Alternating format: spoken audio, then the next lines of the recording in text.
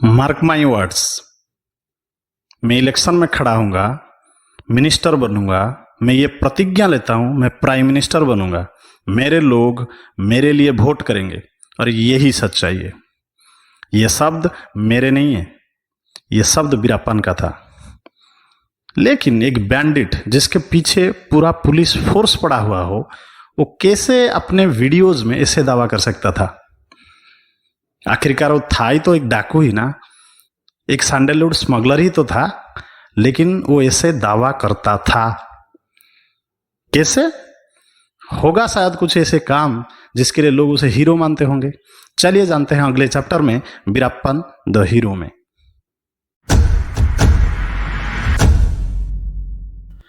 कावेरी नदी के पानी को लेकर कर्नाटक और तमिलनाडु के बीच हमेशा ऐसा ही कसमकस रहता था। इसीलिए गवर्नमेंट ने बनाया था CWDT, Kaveri water distribute tribunal.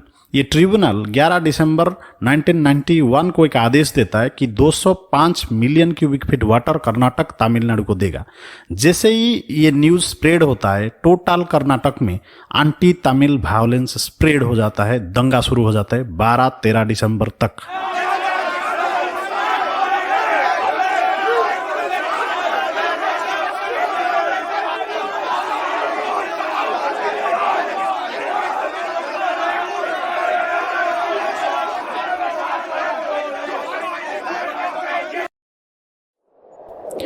Tamil लोगों की गाड़ियों का पार्ट्स जानबूझकर चुरा लिया गया और उनकी ट्रकों में जानबूझकर आग लगा दी गई ताकि वो भाग सके कर्नाटक से।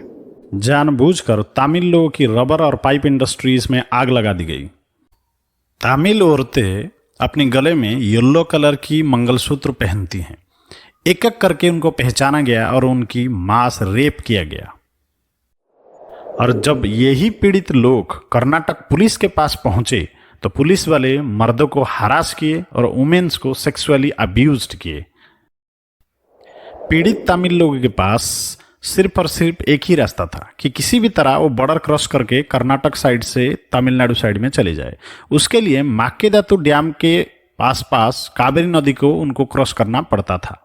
जब वो वहां पहुंचे तो उन्हीं के पीछे पीछे कर्नाटक के गुंडे भी पहुंच गए उनको मारने के लिए। और ठीक उसी वक्त वीरप्पन वहां पहुंच जाता है और अपने बंदूक के दम पर वो पीड़ित तमिल लोगों को बचाता है, उनकी रक्षा करता है। और बाद में सिर्फ रक्षा ही नहीं करता, उनको शेल्टर देता है, उनको खाना देता है और उनको एस्टेब्लिश करवाता है। जो काम गवर्नमेंट को करना चाहिए था वो काम वीरप्पन ने किया था उस वक्त। इसीलिए उन पीड़ित लोगों के लिए वो एक काइंड का हीरो बन गया था, या फिर ये कहे कि उस वक्त वीरप्पन उनके लिए एक भगवान बन गया था। वीरप्पन को ये सब देख के बहुत ज्यादा गुस्सा आया। उसका मानना ये था कि लोग एक दूसरे के साथ लड़ रहे हैं, समझ में आ रहा है, लेकिन पुलिस जो कि पब्लिक सर्वेंट है वो क्यों कुछ नहीं कर रहे। तो वो सोचता है कि उनको एक लेसन सिखाए। पास में ही एक पुलिस स्टेशन था, रामपुरा पुलिस स्टेशन।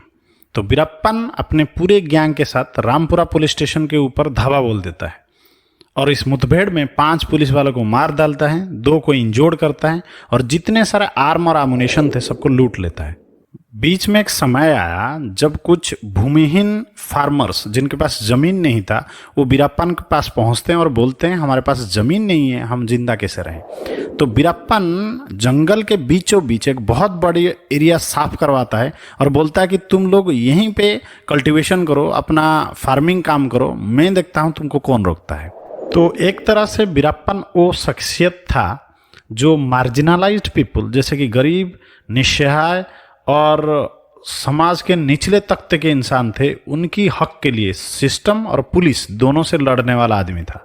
यानी कि हम ये कह सकते हैं तो कुल मिलाकर वीरप्पन का पूरा शख्सियत एक रॉबिन हुड का शख्सियत था, क्योंकि वो बचपन से मलायुर मोमबत्तियन से इंस्पायर्ड था जो खुद एक रॉबिन हुड शख्सियत था। तो जब जरूरतमंद को जरूरत होता था तो खाना देता था, कभी कभी पैसा भी दे दिया करता था और उसके बदले लोग उसे ग्रोसरीज देते थे, इंफॉर्मेशन देते थे पुलिस का, और कभी कभी शेल्टर भी दिया करते थे। आसपास के कई सारे लोगों के लिए वीरप्पन एक न्यायाधीश की तरह था। चाहे मियाँ बीवी का झगड़ा हो, प्रॉपर्टी डिस्प्यूट हो या भाई भाई के बीच झगड़ा हो, वो लोग कोर्ट जाने के बजाय वीरप्पन के पास आना ज़्यादा पसंद करते थे, क्योंकि उनको न्याय जल्दी मिलता था वीरप्पन क्लियरली ये कहता था कि तुम लोग अपना प्रॉब्लम लेके मेरे पास आओ, मैं महाभारत की कर्ण की तरह अपना सब कुछ दांव में लगा के तुम्हारा मदद करूंगा। इसीलिए पूरे सोसाइटी में कुछ ऐसे भी लोग थे जिनके लिए वो हीरो था और उसका पूरा फैन फॉलोइंग भी था। अगर वीरप्पन अपने लोगों के बीच इतना ही ज्यादा पॉपुलर था तो पकड़ा कैसे गया? जरूर कुछ कारण होगा उसके पीछे। सिस्टम को ऐसे ही वीरप्पन हाथ में उसका नहीं आया होगा, बहुत ज्यादा कसमकस करना पड़ा होगा सिस्टम को। सिस्टम को असल में वर्कशॉप बैठाना पड़ा था। जैसे कि व्हीकल वर्कशॉप में लोगों को तोड़ा जाता है, इस तरह ह्यूमन वर्कशॉप में लोगों को तोड़ा गया। उसके बाद जाकर वीरप्पन जैसा शैतान हाथ में आया।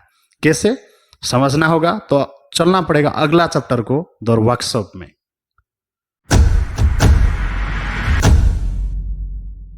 मेत्तूर, हसानूर, धिम्बाम, बरगुर, थट्टाकराई, एमएम हिल्स, ऐसे कई जगहों पर पुलिस ने अपना कैंप बैठा और उसको नाम दिया वर्कशॉप।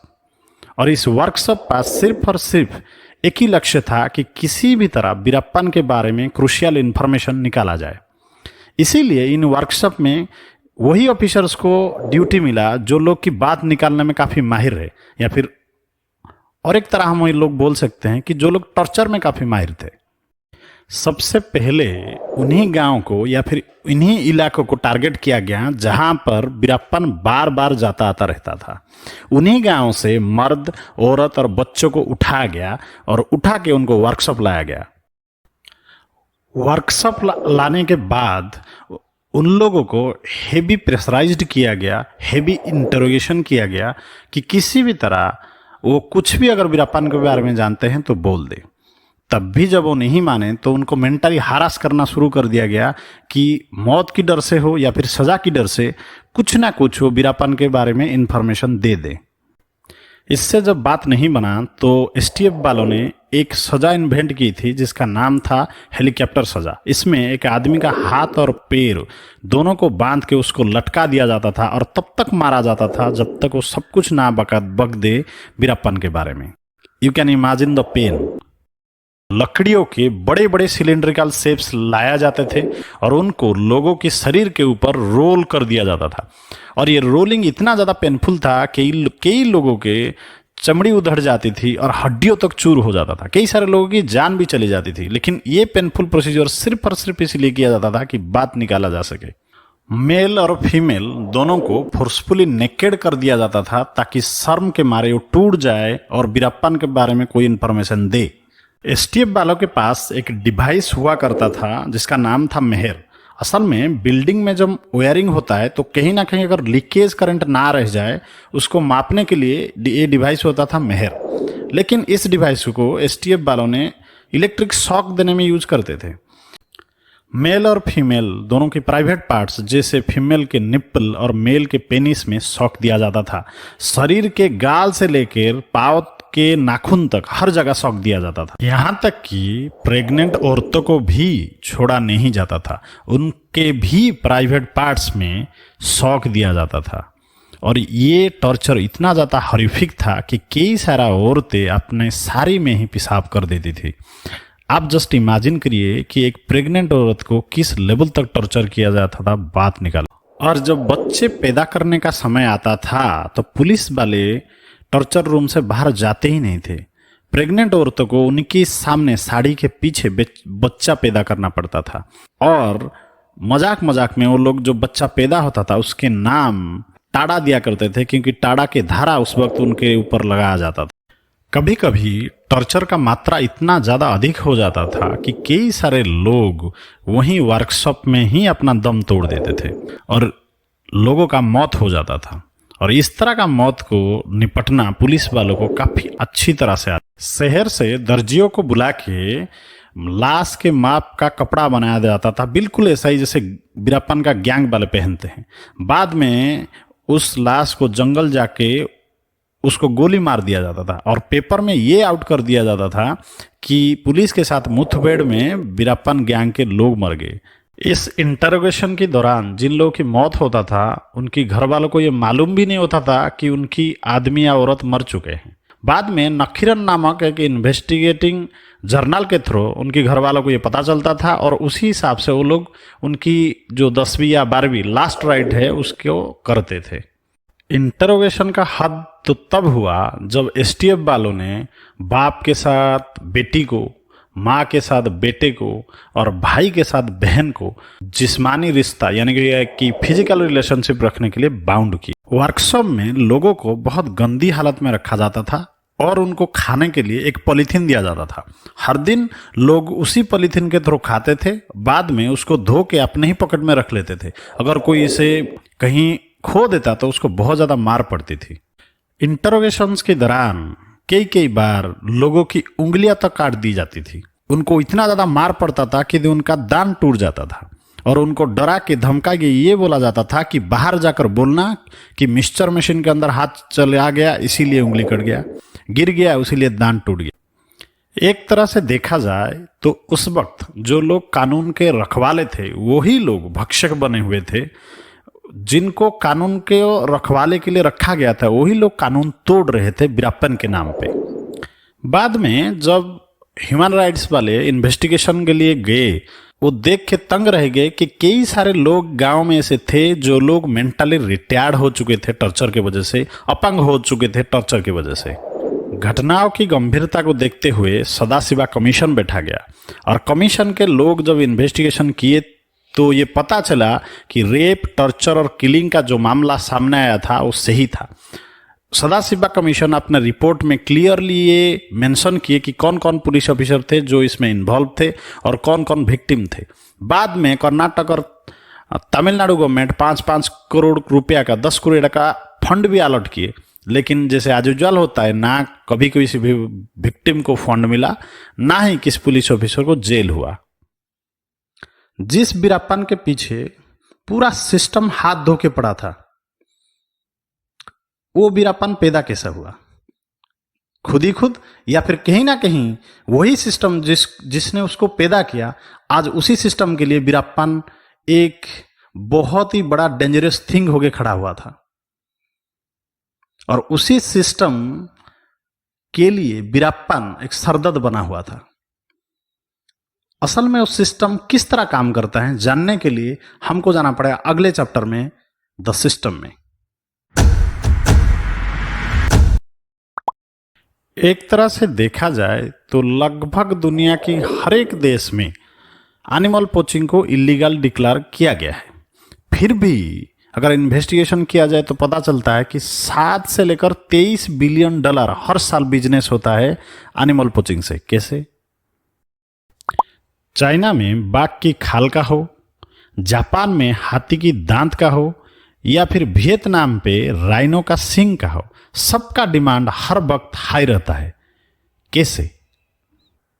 अगर एक डाटा का माने तो सिर्फ 2022 में ही 820 मिलियन डॉलर से ज्यादा रुपया का सैंडलवुड का स्मगलिंग पूरी दुनिया में हुआ है गवर्नमेंट्स की रोक टोक के बाद। कैसे?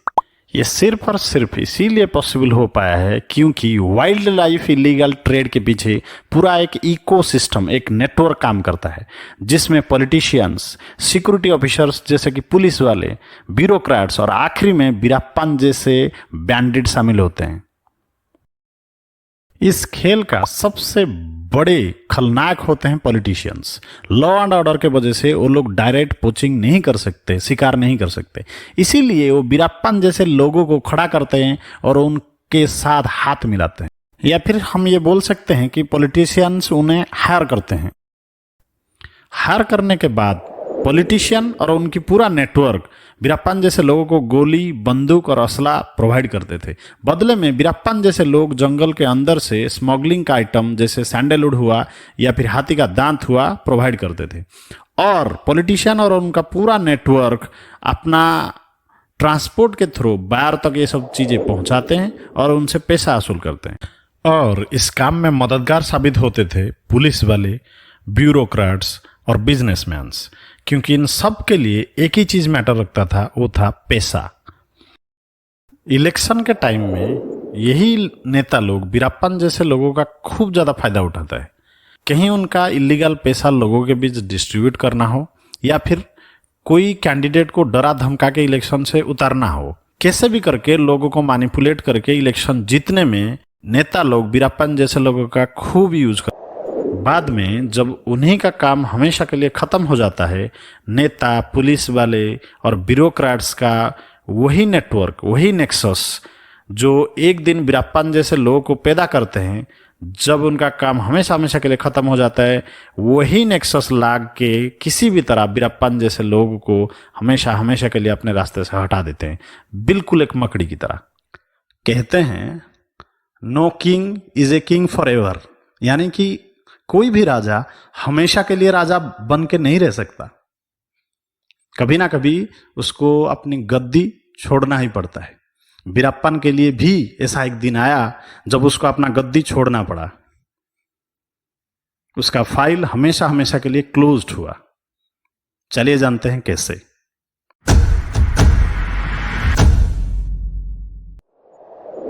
अक्टूबर 2004 का शाम का वक्त था और धर्मपुरी हॉस्पिटल का मर्चुरी के बाहर लोगों का भीड़ धीरे धीरे बढ़ रहा था, क्योंकि अचानक खबर स्प्रेड हुआ था कि वीरप्पन मारा गया है।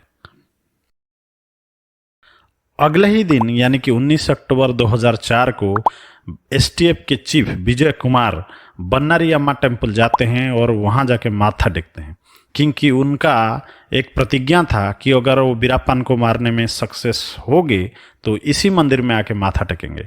कुछ ही देर बाद एसटीएफ की कैंप पे जोर शोर से जश्न शुरू। असल में ये सब की शुरुआत होता है अप्रैल 9, 1993 में, जब पल्लार ब्लास्ट ने वीरप्पन ने लैंडमाइन ब्लास्ट के थ्रू 22 पुलिस वालों को मार दिया था और इसका किरकिरा हर तरफ हुआ। घटना की गंभीरता को देखते हुए उस वक्त का तमिलनाडु का सीएम जयललिता मैत्तूर जाती है पीड़ितों को देखने के लिए और जो लोग मरे थे उनको श्रद्धांजलि देने के लिए। श्रद्धांजलि देने के बाद जयललिता तब की कर्नाटक की सीएम वीरप्पा मोइली को मिलते हैं और उनको मद्रास आने का न्योता देते हैं ताकि वीरप्पन के बारे में कुछ किया जा सके। उसके तुरंत बाद ही वाल्टर आइजैक द्वाराम को एसटीएफ का चीफ बनाया गया। तब पुलिस फोर्स का स्ट्रेंथ था 82,000। जब आइजैक द्वाराम ने वॉल्यूंटरीली लोगों को वीरप्पन के लिए आगे आने के लिए कहा तो आपको जान के हैरान होगी कि सिर्फ और सिर्फ 500 लोग निकले। उनमें से फिटेस्ट ऑफ द फिट 250 लोगों को लेके आइजैक द्वाराम 1 महीने की ट्रेनिंग के बाद जंगल के अंदर उतरे कॉम्बिंग ऑपरेशन के लिए। वाल्टर आइजैक द्वाराम और उनका टीम में 12 1993 को जंगल में उतरा। उन्हीं के कार्यकाल में सबसे बड़ा अचीवमेंट जो था वो ये था कि वीरप्पन की गैंग को 150 से घटाकर उन लोगों ने 5 तक सीमित कर दिया। 56 लोगों का वीरप्पन गैंग की लोगों का एनकाउंटर हुआ और 90 लोग सरेंडर किए। और उससे भी बड़ी बात यह थी कि जंगल को उन लोगों ने डीमाइन किया पूरा, क्योंकि वीरप्पन की आदत था कि जिस रास्ते से वो जाता था उसी रास्ते से माइन बिछा देता था, जिसके वजह से कि पुलिस को आने में दिक्कत हो। वीरप्पन का गैंग जैसे जैसे छोटा होता गया उसको पकड़ना उतना ही ज़्यादा मुश्किल हो गया। 2002 में एसटीएफ चीफ का भार संभाले के विजय कुमार। जैसे ही वो भार संभाले उन्होंने तुरंत ही स्ट्रैटेजी चेंज किया। एनके सेंथामराई कानन के साथ मिलके उन्होंने एक इंटेलिजेंस टीम बनाई। अगले 10 महीने में एसटीएफ पर्सनेल को रेडी वाला, मिस्त्री और लोकल सर्विस वाला बना के आसपास में फैला दिया गया ताकि वीरप्पन के बारे में छोटी सी छोटी बात पता चल सके। भेल्लादुराई नामक एक अंडरकवर एजेंट को वीरप्पन के गैंग के अंदर घुसा दिया गया ताकि अंदर का छोटी सी छोटी बात एसटीएफ को पता लग सके। कुमारेशन नामक एक आदमी को पार्ट टाइम कंडक्टर और पार्ट टाइम मिस्त्री बना के उस लोकल एरिया में वीरप्पन का मूवमेंट के ऊपर नजर रखने के लिए लगा दिया गया। वीरप्पन की वीडियो देखते देखते एक दिन विजय कुमार के नज़र में आता है कि वीरप्पन एक मैगजीन को बार बार देखने की कोशिश कर रहे हैं। उसी से उनको पता चल जाता है कि वीरप्पन की आंखों में कुछ गड़बड़ी है। भेल्लादुराई भी इस बात का कंफर्मेशन करता है कि वीरप्पन कैटरेक्ट सर्जरी के लिए एसकेएस हॉस्पिटल जाना चाहता है। तुरंत ही टीम अलर्ट हो गई और प्लान करना शुरू हुआ। तुरंत ही एसटीएफ ने एसकेएस हॉस्पिटल की नाम से एक एम्बुलेंस तैयार किया और सरभनन नामक एक अंडरकवर एजेंट को उसका ड्राइवर के हिसाब से अपॉइंट किया। उसी के साथ साथ 2 और ट्रक्स रेडी किए गए।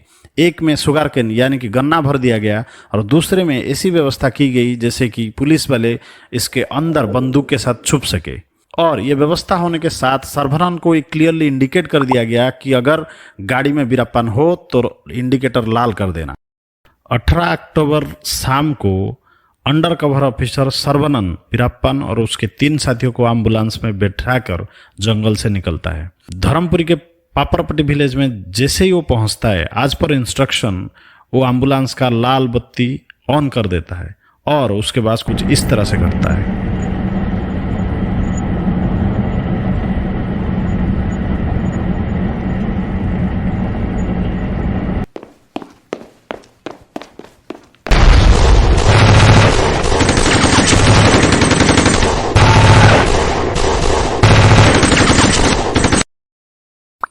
उस दिन वीरप्पन के साथ हुए उस मुठभेड़ में वीरप्पन के साथ साथ उसके 3 साथी सेथुमणि, चंद्रा और गोविंदन तीनों मारे गए और टोटली 4 लोग उस दिन मारे गए।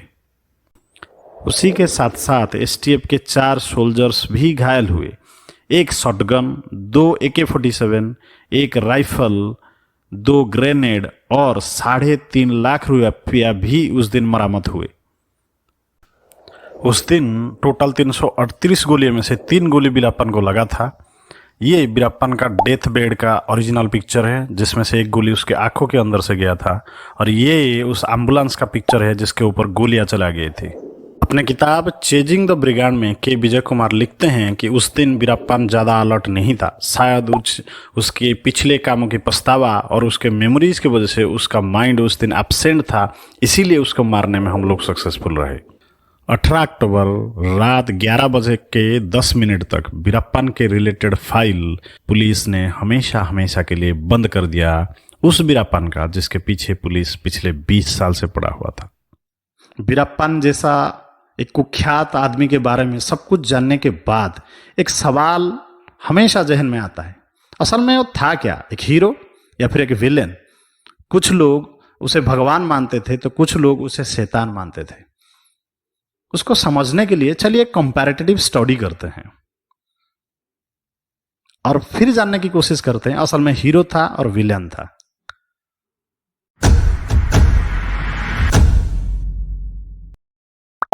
वीरप्पन एक ऐसा शख्स था जो मार्जिनल पीपुल की राइट्स के लिए, हक के लिए लड़ता था। वहीं दूसरी तरफ अगर हम देखें तो वो ऐसा भी एक आदमी था जो किसी को भी मार देता था जो उसके इग्नेस्ट में था, चाहे वो मार्जिनल हो या नहीं हो। ये बड़ी दुविधा थी। उसी तरह अगर देखा जाए तो एंटी तमिल राइट्स के दौरान उसने तमिल पीपुल की सेविंग की थी, उनको बचाया था, उनकी जान मान का रक्षा किया था। अगर फिर दूसरी तरफ देखा जाए तो कोई भी अगर तमिल पुलिस वाला उसके पीछे पड़ता था तो ये भूल जाता था कि तो तमिल है, उनको मार ही डालता था। अगर देखा जाए तो वीरप्पन एक फैमिली मैन था, अपने परिवार को बहुत ज़्यादा प्यार करता था। अपनी बहन के लिए उसने प्री श्रीनिवासन को मारा, अपनी भाई अर्जुनन के लिए दूसरे पुलिस वाला को मारा। उसी तरफ अगर एक विलियंटिक एक्ट देखे कि वीरप्पन दूसरे के परिवार के बारे में बिल्कुल नहीं सोचता था, कोई भी उसका एग्नेस्ट जाए उसको मार देता था। जब सरकारी सिस्टम समाज के निचले तख्त में जो लोग रहते हैं उनके लिए काम नहीं कर पाता था, तब वीरप्पन जैसे लोग पैदा होते थे। वो एक विक्टिम था सिस्टम फेल्यूर का। उसी तरफ अगर दूसरी तरफ देखा जाए, एक टाइम आया जब वो खुद ही सिस्टम के लिए एक थ्रेड बन गया। एक तरह से देखा जाए तो वीरप्पन एक एनवायरमेंटलिस्ट था। जब वो राज करता था उसके डर से जंगल के अंदर बहुत सारे लोग नहीं जाते थे, जिससे कि फॉरेस्ट बचा रहता था। उसी तरह अगर दूसरी तरफ देखें तो खुद ही फॉरेस्ट को डिस्ट्रॉय करता था पोचिंग और सैंडलवुड स्मगलिंग के जरिए। एक डुअलिज्म यानी कि दुविधा युक्त सिचुएशन देके आगे जाता है। वो हीरो भी था, एट द सेम टाइम एक विलेन भी था। आखिरकार सब कुछ जानने के बाद ये सवाल मैं आपके ऊपर छोड़ता हूं कि वीरप्पन को आप हीरो मानेंगे या फिर एक विलेन मानेंगे। ये टोटली डिपेंड्स अपॉन यू। मैं ये सवाल आपके ऊपर छोड़ के जाता हूं. Thanks a lot. Please subscribe this channel for more such videos. Bye bye.